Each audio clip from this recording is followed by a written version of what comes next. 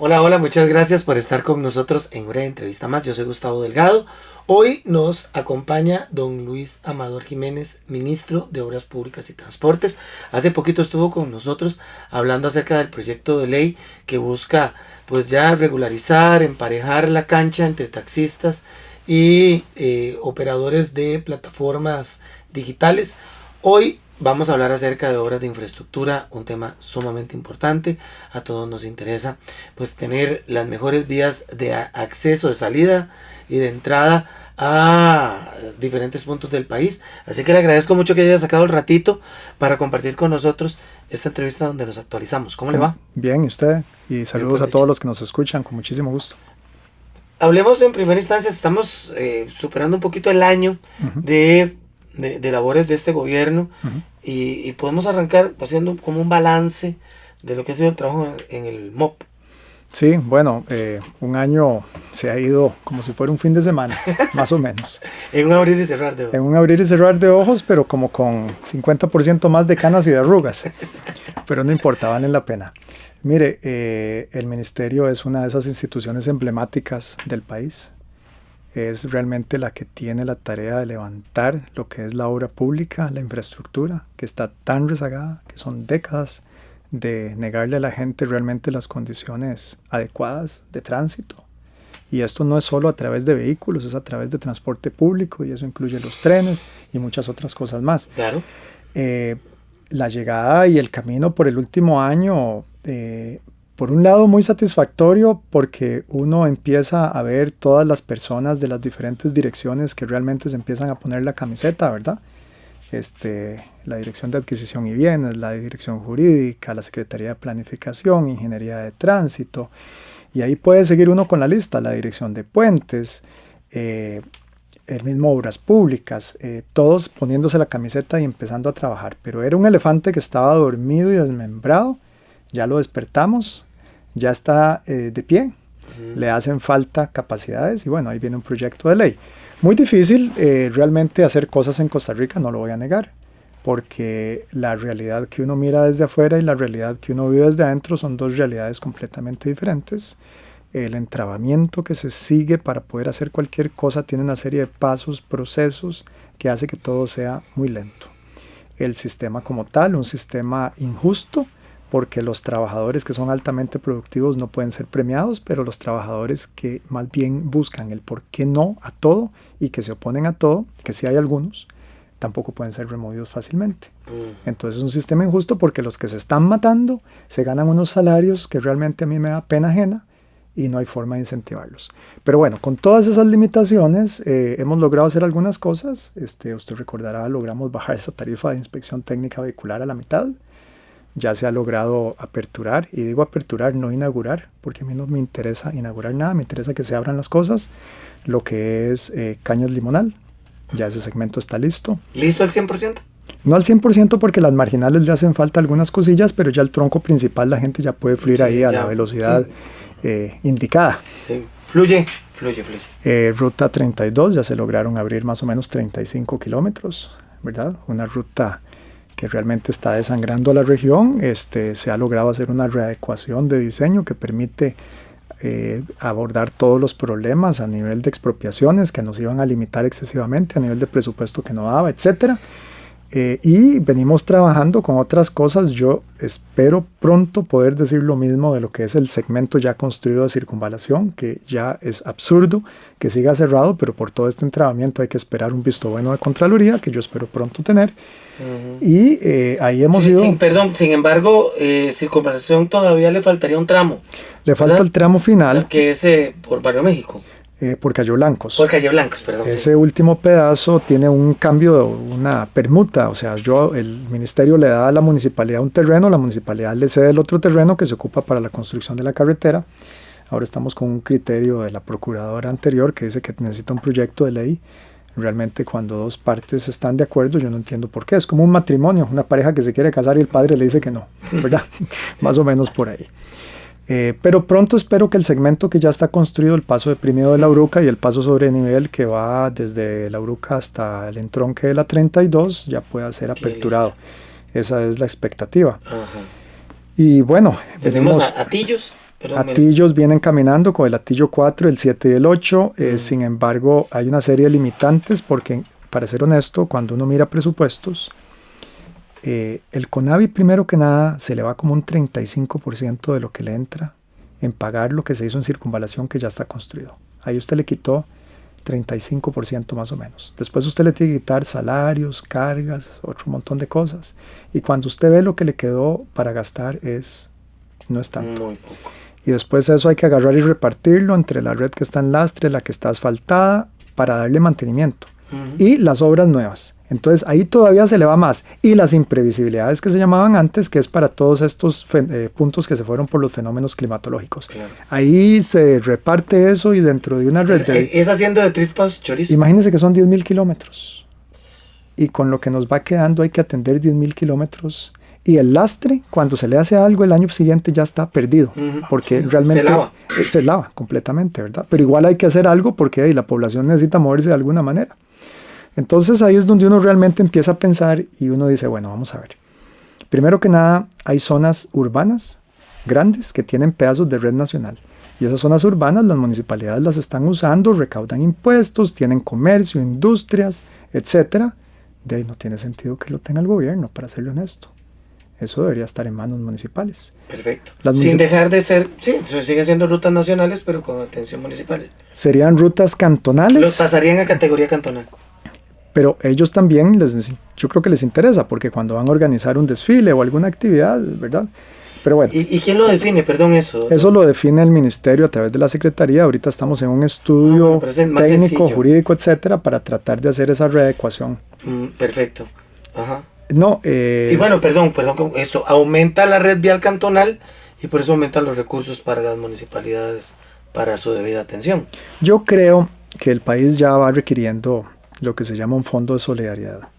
Un fondo de solidaridad donde las municipalidades más ricas que recaudan más contribuyen a un fondo de compensación cruzado para que las municipalidades más pobres que carecen de recursos para realmente hacer infraestructura tengan de dónde sacar. Yo creo que eso es algo que ya tenemos que empezar a hacer. Eso sería ya un proyecto de ley, ¿verdad? Eso sería un proyecto de ley. Mis asesores están encargados de que tienen que trabajar en eso. Es interesante el tema. Otro punto. Le voy a decir algo, perdón que me quede ahí, pero es que el tema municipal me apasiona. Siempre habrá municipalidades que digan que la plata no les alcance, aunque tengan muchísima plata. Bueno, pero es que ahí hay transferencias del gobierno central a las municipalidades y también usted puede medir el área urbana, usted puede medir el uso del suelo, usted puede saber cuánto es comercial, cuánto es industrial, cuánto es residencial, etcétera, oficentros, y ahí usted puede tener una determinación de cuántos son los ingresos. El punto está en que necesitamos dar las condiciones financieras para que el país salga adelante. Correcto. Porque el país, con la carga tributaria que tiene y la deuda interna y externa que tiene, se le va más o menos, usted le puede preguntar a Nogui, como un 47% pagando intereses. O sea que de lo que se recauda en impuestos que yo y usted paga, la mitad se fue pagando intereses, ni siquiera abonando el principal. Nogui ya logró abonar el principal, así de campeón, pero de ahí nos queda la mitad y la mitad se va en un montón de cosas, entonces no nos queda nada, no nos da. Sigamos hablando de proyectos. Sí, mire, buses eléctricos. Nos quedamos en Atillo, perdón. Sí, le decía esto porque estas rotondas nos están haciendo falta recursos. Entonces ahí es donde uno empieza a pensar de qué otra manera lo puedo hacer. Otras maneras de hacerlo, por eso presentamos el proyecto de ley de caminos, la reforma, la modernización, para que todos los fondos de peajes nos sirvan para apalancarnos en otras carreteras, porque ahorita si usted paga un peaje en la ruta 32 o paga un peaje en la ruta 2, solo en esa ruta se puede invertir. No lo podemos usar para otra. Y si la ruta está en perfecto estado y no ocupa la plata, no se puede usar. Sí, eso es absurdo. Eso necesitamos cambiarlo. Le pregunto, ya hablamos de circunvalación, le iba a preguntar por San Carlos. La carretera de San Carlos, ya estamos haciendo unas expropiaciones por 1.600 millones que ya están listas, Hacienda ya va a girar los recursos, vendrá otro tracto de 1.600 aproximadamente de aquí a un par de meses y en lo paulatino de este año liberaremos el derecho de vía hasta llegar al próximo año. En paralelo habían estudios ambientales que la gente tal vez no estaba enterada de algunas nacientes que ya se logró readecuar diseño, el humedal de la Culebra ya salió, lo que es el préstamo con el Banco Interamericano está en proceso, Hacienda lo está gestionando y nos hace falta como 130 millones que o ponemos la contrapartida nosotros como Estado y no tenemos de dónde honestamente. O le ponemos un peaje y nos traemos un inversionista que se encargue de construir la carretera y contra el peaje recupere los 130 millones. Brinco a Ruta 1. Mire, la Ruta 1, yo espero realmente que ya el Banco de Costa Rica entienda que necesitan firmar eso y que ya desistan de ganarse 180 y resto mil de dólares todos los meses por hacer no mucho. Creo que eso ya va a ocurrir. Hay que cancelar el fideicomiso. Es un finiquito de mutuo acuerdo o una terminación de nuestro lado. Ellos nos dijeron, termínenos, y nos da 500, una compensación. Nos da 546 mil dólares. Mire, ¿con qué cara le voy a decir yo a la gente que le regalé encima de los 180 y resto mil mensuales otros 500 y resto mil al banco? Yo no tengo cara, yo no puedo hacer eso. Así de fácil. Creo que ya van a firmar, creo que ya estamos llegando a ese punto. Claro, ha habido que hacer una gestión fuerte ahí. Y con eso recuperamos, porque nosotros le dimos el usufructo, como quien le da el usufructo de la casa a alguien más, y entonces lo echan a uno de la casa y ya uno no puede hacer nada.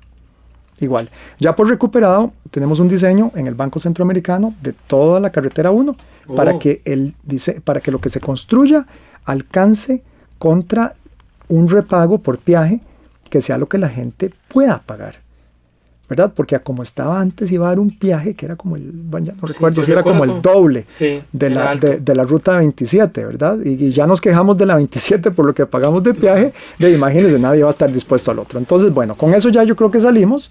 Ahorita estamos con la UBIS del Coyol pidiendo a la Contraloría que por favor nos ayude, porque nosotros ya estamos en capacidad de adjudicarla. Ya la licitación se hizo, ya todo está listo, tenemos la plata y es nada más empieza el diseño. Muy bien, me voy hacia el este, donde tenemos Galera y Taras La Lima.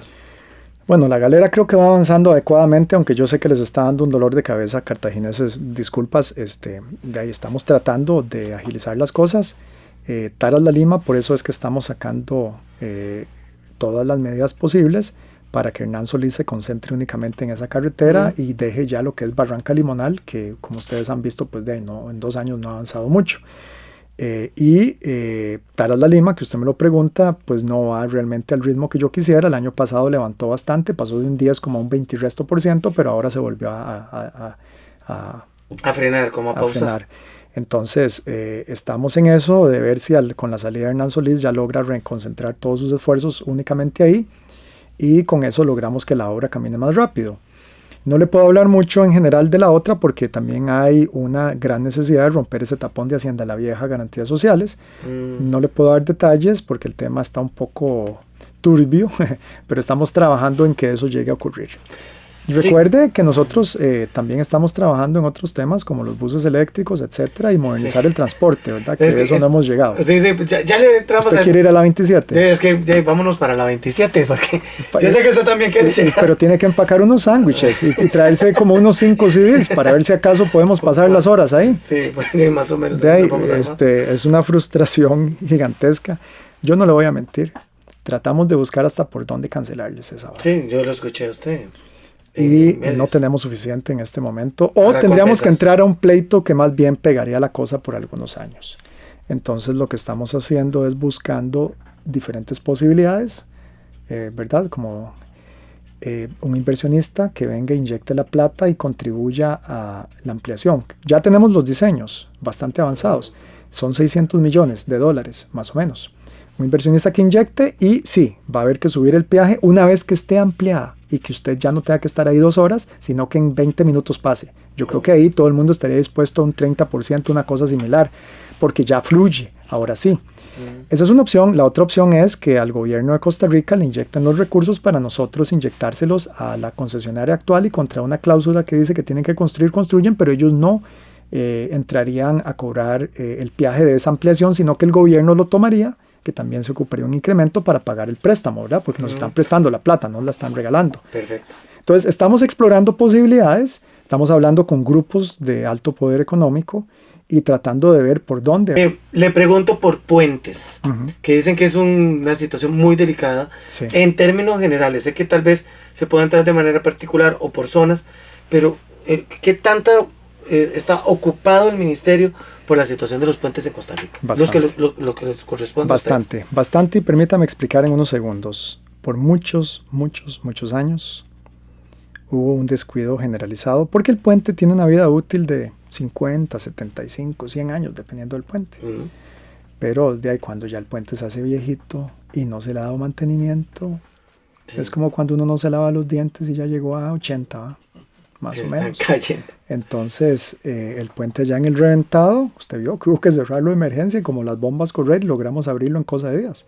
El puente allá por Paquera, usted se dio cuenta que Semana Santa creo que fue que falló. Sí. Y así tenemos 150 puentes igual que esos. Y 400 más, que no están tan mal. Pero están mal. Pero que hay que hacerle las calzas ya, como a los dientes, para que no se caigan. ¿Y qué se puede hacer en eso? Mire, por eso es que el año pasado, cuando hubo el desastre natural, yo y don Alejandro Picado de la Comisión de Emergencia nos montamos en un avión y nos fuimos a hacer un recorrido. Y le trajimos al presidente las fotos de la realidad nacional, donde le dijimos, señor presidente, hay que hacer una declaratoria, no sabemos si de emergencia o cuál, y finalmente encontramos que era riesgo inminente para justificar un empréstito que le permitiera al país incrementar su resiliencia por todo lo que ya está en grave déficit de condición, ¿verdad? Que ya está muy grave.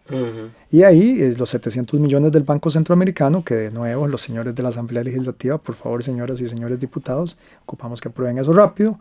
Ya en muchos casos, o la gran mayoría, estamos bastante listos para una vez que esté aprobado, empezar de intervenirlos. Una vez. Sí, por supuesto, porque llevamos años haciendo valoraciones, el TEC hizo, la UCR hizo. Y todo hay diagnósticos por todos lados, la ANAME. Sí. Diagnósticos sobran. Y los diseños y estar listos para entrar también. Ocupamos la plata. Pasemos a esto que nos quería mencionar de los autobuses eléctricos, por favor. Sí, bueno, tal vez es importante primero reconocer que en Costa Rica da pena el transporte público porque no es conveniente. Y esto no es culpa ni de los señores autobuseros, ni es culpa de los usuarios. Esto es culpa de los gobiernos anteriores. ¿Por qué?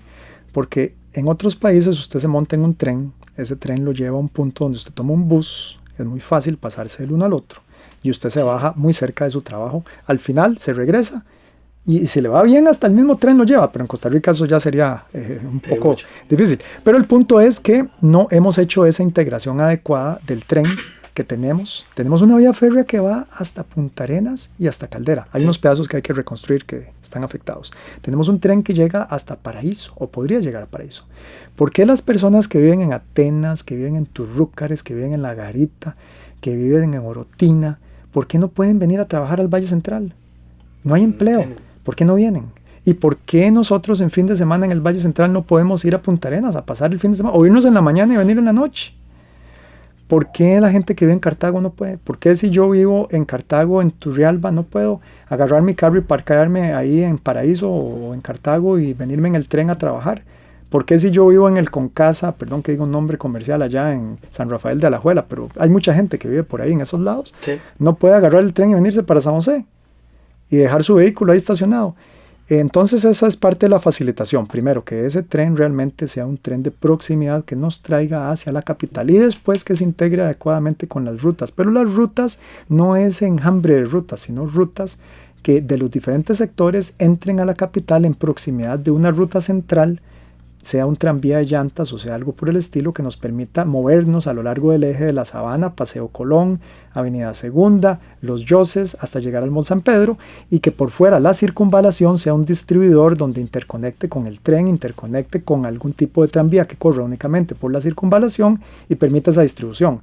Y si todavía le quiere seguir agregando, ahora que tenemos régimen de zonas francas en cualquier lugar, tenemos tierras en Orotina que son perfectamente desarrollables, que pueden llevar gente para el otro lado si tuviéramos un ferrocarril que moviera a las personas.